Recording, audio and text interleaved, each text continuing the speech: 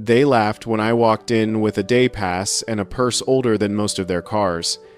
You could hear the money in the room before you saw it: polished boots, monogrammed ear protection, men who wear their last names like brands. The elite shooters club smelled like gun oil and ego. Right in the center stood the king of this little kingdom, Blake Radcliffe, tan as a trophy and grinning at a target that looked like it had personally asked to be pierced. 5-time national champion, Olympic gold, family oil money. He dropped his custom Remington like he was lowering a scepter, and the room applauded like it owed him rent. If you've ever been told you don't belong, drop a "watch this" in the comments, because what happened next made a lot of rich people very, very quiet. I tried to register without making a scene. "Hi, I have a day pass," I said to the front desk. The receptionist looked me over, cardigan, jeans, flats, and decided I was background noise. "Membership cards only," she said, already turning away. I took a breath and showed the envelope. Gifted. Valid today. She shrugged, like generosity offended her, and slid a clipboard across. My hands didn't shake. They never do when it matters. Blake noticed me, the way a cat notices a mouse that learned to stand. "Well, well," he called, loud enough for the room to enjoy. Someone took a wrong turn on the way to Walmart. His friends laughed on cue, the kind of laugh that's more about membership than humor. He started drifting my way, entourage orbiting like satellites. I walked past him toward the far lane, the cheap one with the scuffed shelf and the flickering light. I set my purse down and unwrapped a Glock 19 from an old cloth. No gold inlay, no custom grip, just clean, legal, reliable. $10 says she can't hit the paper, one of his guys said. Already bored. "Make it 10,000, Blake announced, and the air snapped. He sauntered right up to my booth, leaning his weight into the counter like the pose itself had a trademark. "Ma'am," he said, syrup dripping, "this isn't a knitting circle." I looked him in the eye. "I'm here to practice." It threw him for half a second that I didn't flinch. He recovered with a smirk. "Practice? Honey, this is for serious shooters. 10 grand says you can't hit the bullseye from 50 yards. I glanced at the distance, then at him. "I don't have that kind of money." He spread his hands. "If by some miracle you make the shot, I pay. If you miss, you leave and never come back." Behind him, heads tilted for a better view. People love a public humiliation when they think they know the ending. Rebecca Johnson, the club manager, came over with a frown that said she'd seen this show and hated the script. "Mr. Radcliffe, let our guest practice." He didn't even look at her. That told me everything I needed to know about how this place ran. I twisted my wedding band once. It's a habit I picked up the year. I learned what it means to wait for someone who might not make it home. "All right," I said softly. I didn't announce anything. I didn't pose for the crowd. I just let my body find the shape it remembered. Feet planted, shoulders down, chin relaxed, grip firm, not strangling. Sight picture, front post clear, rear notch even. Inhale, hold, half exhale, press. The sound cracked the air. The rangemaster glanced up out of reflex. The target machine hummed, dragging paper across distance the way a drumline builds a climax. It arrived with a neat hole that removed the debate from the room. Center. Clean. Don't blink. If you felt your lungs pause reading that, imagine 50 people doing it at once. Someone whispered, "No way," as if the paper might apologize for cooperating. Blake took the target like it owed him an explanation. "Beginner's luck," he declared, voice brittle at the edges. He needed the crowd to believe that, because the alternative was an amateur walking into his temple and catching lightning on the first try. Rebecca stepped closer, respect showing through her professional mask. "That was exceptional," she said. "Miss?" "Miller," I answered. "Emma Miller." Before she could say more, Blake raised the stakes like a man yanking the wheel when the car drifts. $50,000, he said, pulling out a checkbook he'd clearly practiced flashing. 3 bullseyes in a row at 75 yards with that Glock. Miss one, you admit you cheated, and you're banned. A senator I recognized from the news put a hand on Blake's shoulder. "Blake?" he murmured, warning in his tone. Blake shrugged him off. This wasn't about safety, it was about dominance. I could have walked. I didn't come to make a point. I came because a friend sent me a day pass with a note that said, "Nathan would want you to keep your promise." 3 years earlier, I'd buried my husband under a sky so gray it felt like the world had closed its eyes. Master Chief Nathan Miller. SEAL Team 6, the kind of sniper other snipers tell stories about. He taught me to shoot so I could protect myself when the job kept him gone. He taught me patience when the fear kept me awake. He taught me to breathe when panic stole the room. He's the reason my hands are steady. If you've ever kept a promise to someone who isn't here to see it, type for you and keep reading. "I'll take your challenge," I said. "On one condition. If I win, the money goes to the Veterans Support Foundation."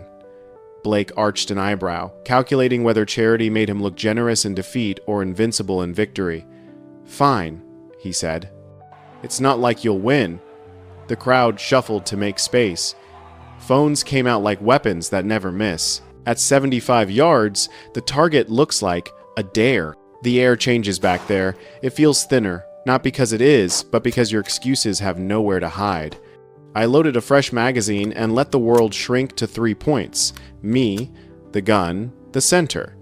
Nathan always said the shot happens before you pull the trigger. The rest is mechanics. First, shot slow, precise, bullseye. I didn't celebrate. Second, slightly faster, micro adjust on the wrist, bullseye. The room had learned how to shut up. Third ring twist, breath in, half out, press. Bullseye. If you want to know what silence sounds like when pride leaves the building, it's the 10 seconds after a clean third hit. Rebecca retrieved the targets herself, eyes scanning for anything that would let the club pretend physics lied. Nothing. 3 centers, untouched by doubt. "Congratulations, Miss Miller," she said, voice honest. Blake's face did the thing rich faces do when they meet a world they don't control, flush, then drain. He tried to pivot to accusation like it was a scheduled stop. "She cheated," he snapped, not even creative about it. "No one shoots like that off the street. We had an agreement," I reminded him, even calm. He planted his finger in Rebecca's space. "Know your place," he hissed, loud enough to carry. That told the room more about him than any headline. I didn't raise my voice. "If you're accusing me," I said, "we can handle this privately." He misread the offer as surrender and doubled down. "No, we settle this in public. 1 week from today, a formal competition. Me versus you. 10 stations, varying distances. Club provided firearms, so there's no tricks." There it was, the trap. Change the rules, move the goalposts, drown me in variables he lived and breathed. The crowd buzzed. Some wanted blood. Some wanted a comeback story. Most wanted entertainment they could discuss over steak. I looked at Rebecca. She didn't nod. She didn't shake her head. She just watched to see what kind of person I was going to be. "I accept," I said. "Same terms. 50,000 to the Veterans Support Foundation." He smiled without warmth. "Deal. And when I win, you explain your technique in front of everyone." The senator sighed like a man who's seen this movie and hates the ending but paid for the ticket anyway. I gathered my things. "I didn't come here to fight you," I told Rebecca quietly. "I came here because I promised someone I would keep practicing." She studied my face as if looking for the point at which resolve cracks. "Blake doesn't lose gracefully," she warned. "And he has weight to throw." I nodded. "So do I. It just doesn't look the same." On the drive home, the city looked different, the way it does when you've been seen and can't disappear again. I put my Glock away, locked the case, and opened the box I almost never open. Medals. A folded flag. Letters with creases soft from years of rereading. Nathan's logbook sat beneath the flag. He wrote like he shot clean lines, no wasted motion. There were entries about me in there that I never asked for and didn't deserve.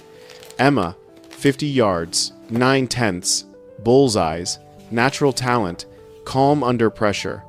He teased me the first time I hit center. "You've got the 3 things most shooters work years for," he'd said.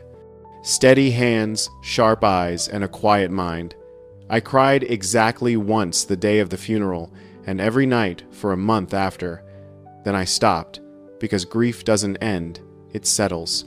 But that night, with his notes open on my kitchen table and some stranger's laughter still stuck in my ears, I felt something lift off my chest I didn't even know I was carrying. My phone buzzed. Michael Reeves. We hadn't spoken in a while, not out of distance, but out of respect for what silence sometimes protects. "Heard you rattled a cage," he said when I answered. "You okay?" I was. "More than okay. I need a week," I said. "Then I need you in the back row." He chuckled. "You'll have more than me by then." Across the river, I imagined Blake stood in his glass box and stared at his reflection like it owed him loyalty. People like him treat reputation like oxygen abundant until the room goes small. He wasn't just angry, he was scared. Not of me, of a story he couldn't control. A widow with a day pass and a borrowed lane had dented his legend with 10 ounces of polymer and a steady exhale. If that sentence annoys you, good. It annoyed him too. The week ahead would get loud.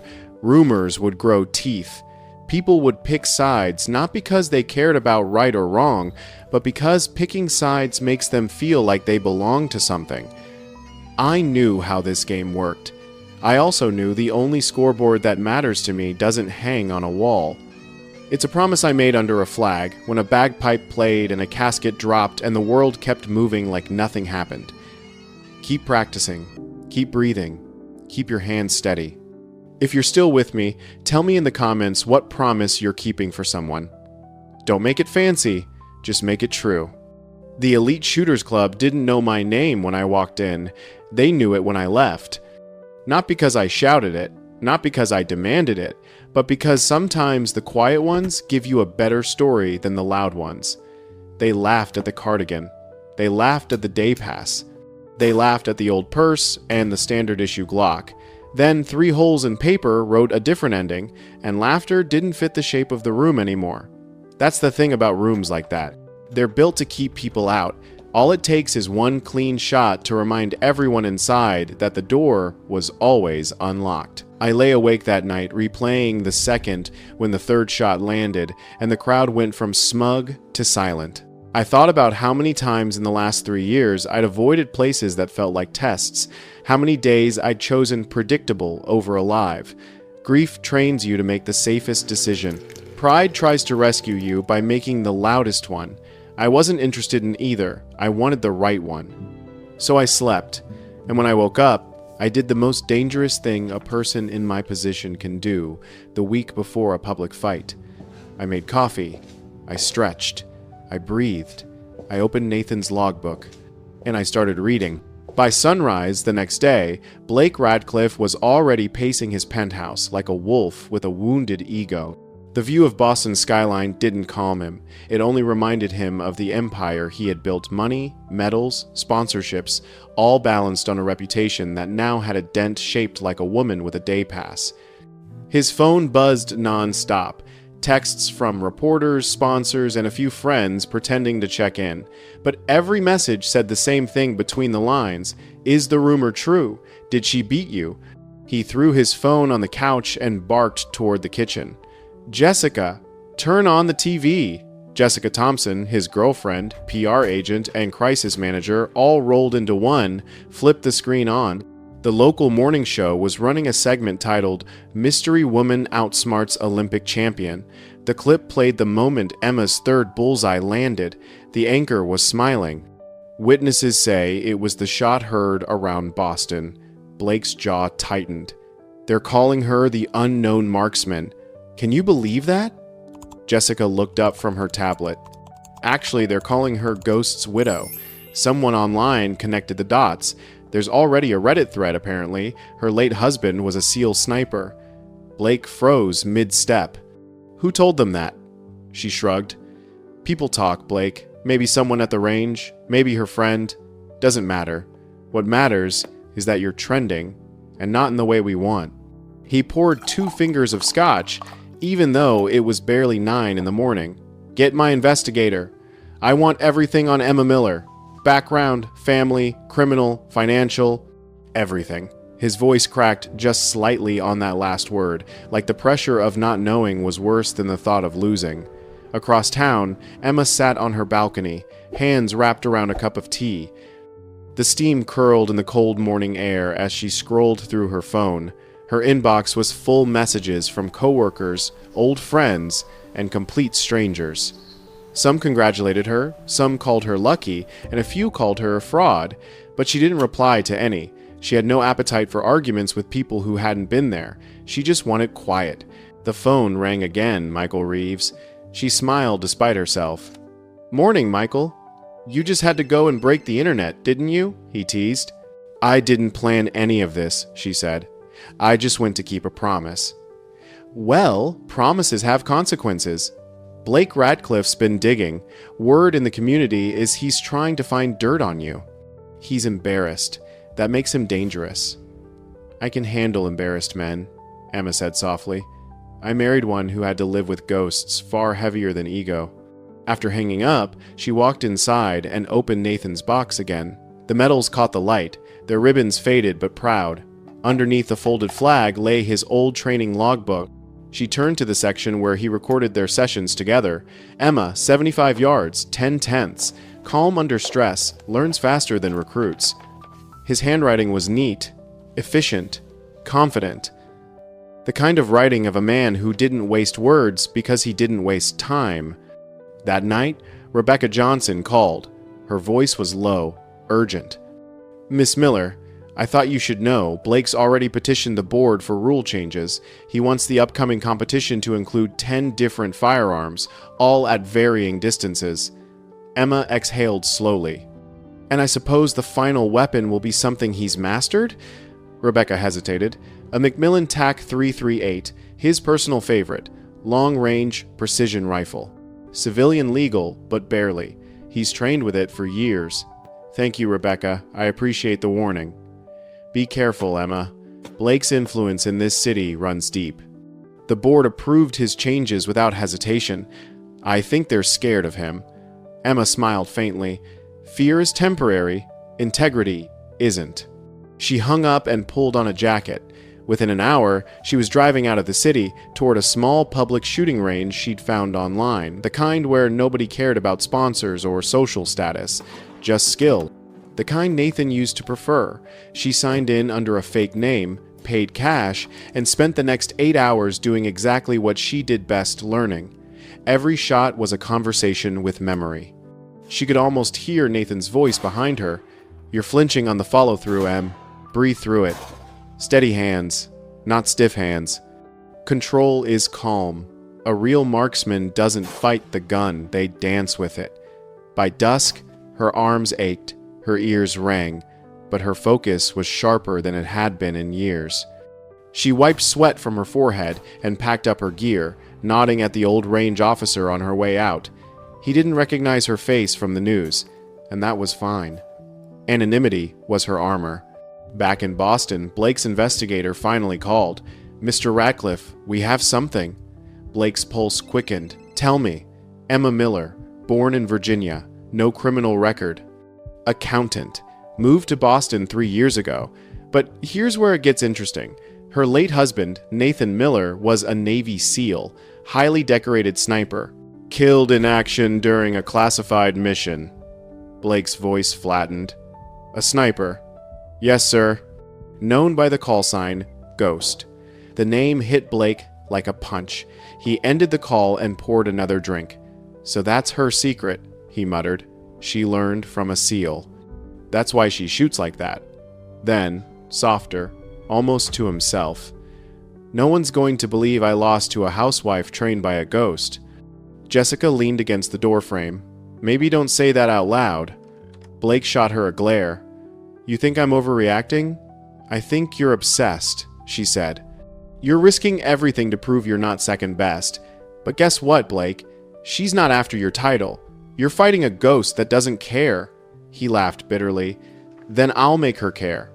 Meanwhile, at a diner outside the city, Emma sat across from a stranger who introduced himself simply as Commander Wilson, tall, calm, with the unmistakable posture of special operations. "I served with Nathan," he said. "Team 3, Baghdad 2016. He talked about you sometimes, said you had the steadiest hands he'd ever seen on a civilian." Emma looked at him skeptically. "Why are you here?" He slid a card across the table. "I heard you've got a match coming up. Word travels. The Macmillan TAC 338 isn't an easy rifle. I can help you with it." She studied him for a moment. "Why help me?" "When you lose a brother in the teams, you look after what mattered to him." They spent the next day on a private range outside of town. The TAC 338 was heavier than her Glock, longer, slower to handle, but deadly accurate once you found its rhythm. Wilson guided her through adjustments, correcting her stance, explaining wind calculations. Nathan wrote a system for compensating wind drift and elevation, he said, handing her a worn notebook. "These are his notes. He'd want you to have them." By afternoon, Emma was landing consistent hits at distances that once intimidated her. The recoil that first startled her now felt like punctuation. Wilson packed up the rifle and nodded. "You're ready." "I don't know about ready," she said, wiping her hands. He smiled faintly. "Then you're ready. People who say they're sure usually aren't." Back in his penthouse, Blake stared at his reflection in the mirror, flexing his hands as if trying to squeeze confidence back into them. "She's not just lucky," he whispered. "She's trained." He looked at the reflection of his gold medal on the wall, the one he'd once kissed on national television.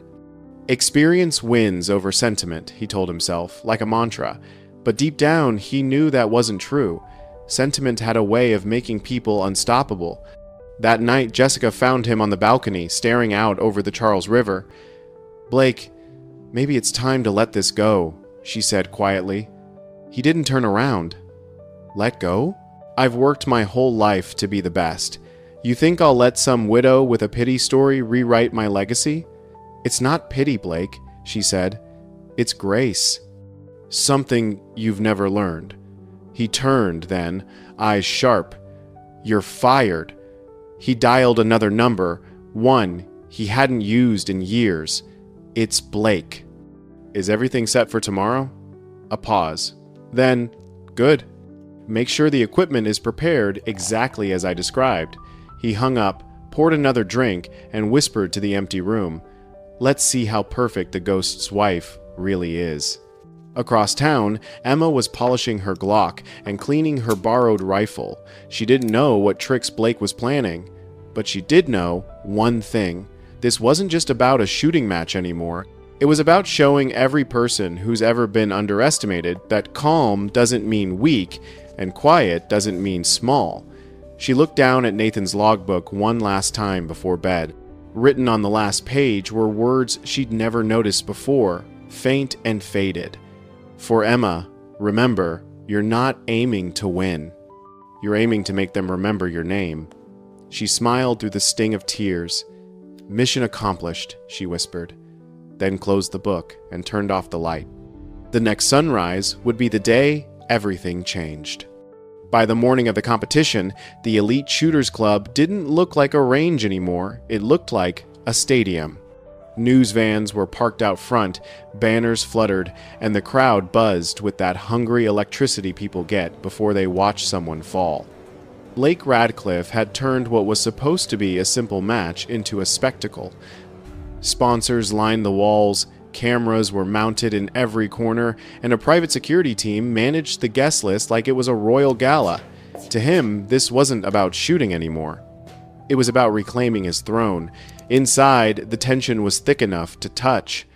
Rebecca Johnson paced near the judge's table, clipboard in hand, pretending not to notice the subtle irregularities in the equipment lineup. She'd inspected everything twice that morning and found adjustments, barely noticeable tweaks designed to throw off someone unfamiliar with each gun. A heavier trigger here, a misaligned scope there. Nothing illegal. Everything unethical. She couldn't prove sabotage, but she could smell Blake's arrogance in every detail. Emma Miller arrived alone. No entourage, no sponsorship logos, just jeans, a navy button-down, and a quiet focus that cut through the chaos like a blade. She walked straight past the crowd and into the competitors' area. Rebecca caught her arm. "Be careful," she murmured. "There are inconsistencies in the setups, small but deliberate." Emma nodded once. "Then I'll adjust." Her voice was calm, steady, the same tone a pilot uses before takeoff. Blake appeared moments later, trailed by his entourage and a camera crew. He looked every bit the star athlete. Logo jacket, sunglasses, confidence so loud it nearly drowned out the applause. "Mrs. Miller," he greeted, stressing the Mrs. with a smirk that made his intentions clear. "I trust you slept well? Big day." "I slept fine," she replied evenly. "It's just another range," he chuckled. "For you, maybe. For me, it's legacy." The competition began at exactly 9 a.m. The announcer's voice echoed across the hall. 10 stations, 10 different firearms. Accuracy and consistency will determine today's champion. The scoreboard flickered to life with 2 names, Radcliffe and Miller. At Station 1, they started with handguns, familiar territory for both. Blake moved like a performer, drawing quickly, firing with flair, pausing after each shot for the cameras. Emma's approach was the opposite. Minimal movement, smooth rhythm, total control. Her breathing matched the metronome of the range timer. When the scores appeared, both perfect murmurs swept through the crowd. The widow wasn't just holding her own, she was matching him. By Station 3, the difference in their styles became impossible to ignore. Blake looked cinematic, his shots punctuated with showmanship and smirks, but his precision wavered. Emma's shots were quiet, surgical, unwavering. Even Rebecca found herself forgetting to take notes, watching instead with something close to awe. At Station 5, the trap became obvious. The trigger pull on the Sig Sauer was heavier than regulation, forcing Emma to adjust her aim on the fly. She didn't panic. She let the first round fall slightly off-center, analyzed the recoil, and recalibrated in real time.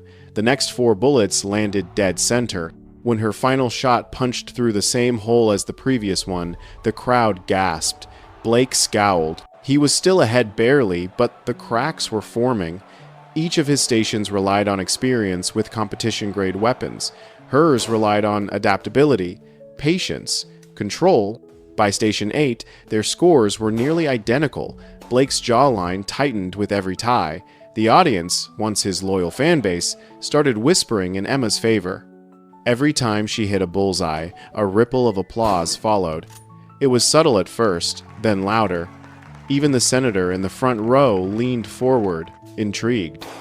Before Station 9, Blake approached her under the guise of sportsmanship. "Impressive work, Mrs. Miller," he said, voice syrupy but tense. The ghost would be proud. "I did my homework on your late husband. SEAL sniper, right? I wonder what he'd think, watching you compete against me." Emma looked him dead in the eyes. "He'd say integrity matters more than image. You should try it sometime." Then she turned away. The scores after Station 9 came up on the board. A dead tie. Everything would come down to the final challenge, the Macmillan TAC 338, the rifle Blake had built his reputation on. It was long-range precision, 1,200 meters. Not a weapon for amateurs. He grinned, certain the endgame was finally in his favor. The crowd hushed as the massive rifle was laid out. Emma inspected it carefully, her fingers brushing over the scope. Something was off, slight misalignment, just as Rebecca had warned. But Emma didn't call it out. Instead, she reached into her duffel and pulled out a small, weathered notebook. Nathan's formulas. The pages were soft, corners bent, filled with hand-drawn wind diagrams and angle adjustments. She flipped to the right page and memorized the corrections. Blake went first. His stance was textbook, his breathing practiced. 10 shots, 9 hit within the inner ring, 1 slightly off-center, a near-perfect run.